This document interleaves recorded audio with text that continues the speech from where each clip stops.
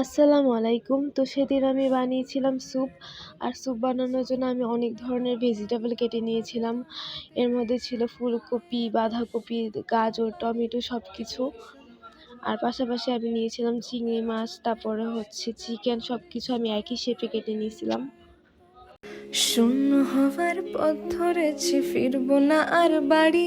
আমি তোমায় দেখে শান্ত মেয়ে, দোষী হতেও পারি, এ যে ভীষণ ভারী। তো সবকিছুকে আমি একই শেপে করে কেটে নিলাম। কেটে নেওয়ার পর আমি একটা পাত্রে বাটার দিয়ে দিছি। তো যাদের বাসায় বাটার থাকবে না তারা ঘিও ইউজ করতে পারেন। তো আমি এখানে বাটার, আমার বাসায় বাটার ছিল আমুলের, তো ওইটা দিয়ে দিচ্ছি। কেউ চাইলে অন্য কোনো ব্র্যান্ডেরও দিতে পারেন। তারপর বাটারটা একটু মেল্ট হয়ে গেলে এর মধ্যে দিয়ে দিব রসুন কুচি। রসুন কুচিটা দেওয়ার পর একটু ব্রাউন হওয়া পর্যন্ত অপেক্ষা করব। তোমার চোখে মিষ্টি জাদু দৃষ্টি আমার নীল, তোমার চোখে মিষ্টি জাদু দৃষ্টি। তারপর এর মধ্যে আমি দিয়ে দিব আমি যে ভেজিটেবলগুলোকে কেটে রাখছিলাম সেটা একটু দিয়ে দিব। এই বাটারটার মধ্যে এটা একটু ভেজিটেবলগুলোকে একটু টস করে নিব। তারপর এর মধ্যে আমি পর্যাপ্ত পরিমাণে পানি দিয়ে দিব। পানিটাকে আগে থেকে একটু কুসুম গরম পানি করে রেখেছিলাম, তো সেটাই এখন দিয়ে দিতেছি। এরপর আমি যেই চিকেন, তারপর চিংড়িটাকে একটু কেটে কেটে রাখছিলাম সেটাও দিয়ে দিব এই মুহূর্তে। তোমার চোখে মিষ্টি জাদু দৃষ্টি আমার নীল, তোমার চোখে মিষ্টি জাদু দৃষ্টি আমার নীল। আমি তোমায় দেখে লজ্জা পেয়ে খুব তুলেছি খিল, আমায় তারপর এর মধ্যে আমি 4 চামচ ব্ল্যাক পেপার দিয়ে দিয়েছিলাম।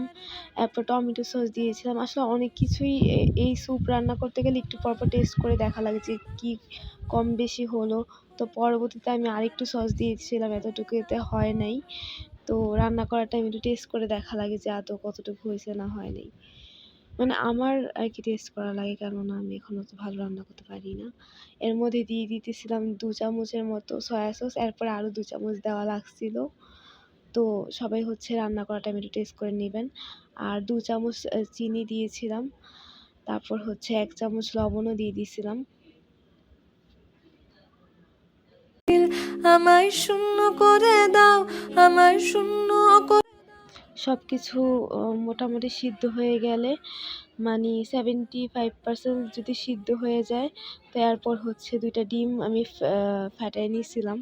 আর আমি ডিম ফাটাতে গেলে একটু ডিমের খোসাও ফেলাই দিই, কারণ আম্মু এই এই ডিমগুলো আম্মু ফাটাই দিচ্ছিল। আমার রাত্রি হয়ে যাও গো তুমি, শূন্য করে দাও, আমায় অন্ধ করে দাও, আমায় অন্ধ।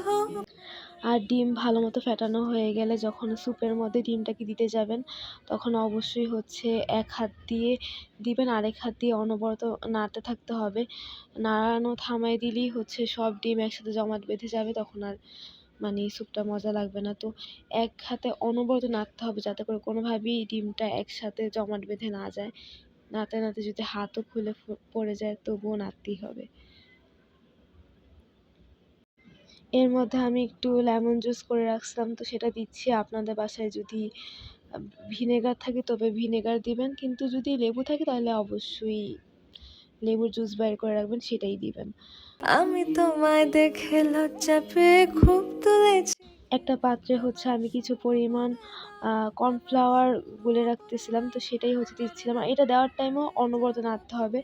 এটা দেওয়ার পরে যতক্ষণই স্যুপটা রান্না হবে ততক্ষণই নাড়তেই হবে, তা না হলে সব একসাথে জমাট বেঁধে যাবে। আর যে যতটুকু ঘনত্ব থিকনেস পছন্দ করে সে ততটুকুই কর্নফ্লাওয়ার দিবে। আর এরপর এই যে স্যুপটা রান্না হয়ে গেছে, আর আমি বাটিতে পরিবেশনা করতে করতে মোটামুটি সব স্যুপ শেষও হয়ে গেছিল। আমি অনেক স্যুপ রান্না করছি, কিন্তু সবাই অনেক বেশি পছন্দ করছিল, তো মোটামুটি সবই শেষ। তো মাশাআল্লাহ স্যুপটা দেখতেও অনেক বেশি সুন্দর হয়েছিল এবং খেতেও অনেক বেশি টেস্টি হয়েছিল, আলহামদুলিল্লাহ।